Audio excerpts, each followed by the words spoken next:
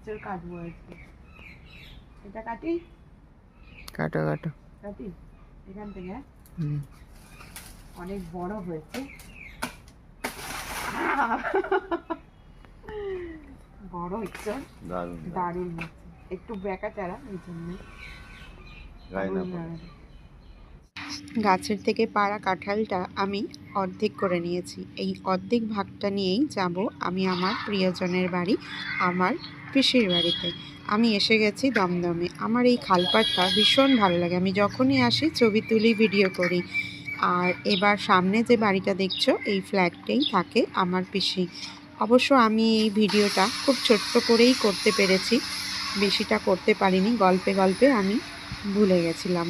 তো তোমরা দেখতে থাকো, কেমন লাগলো জানিও। আমার পিসি আসছে, দরজা খুলে।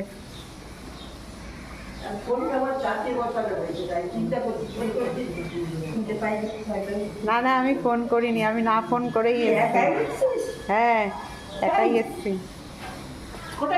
দেখো তো কি এনেছি, খোলো তুমি, দেখো আগে খুলে,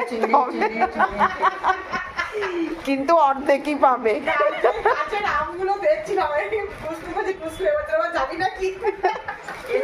ওই বার করো, ওমা দেখো, দেখে ঢুকিয়ে দিল, বার করো।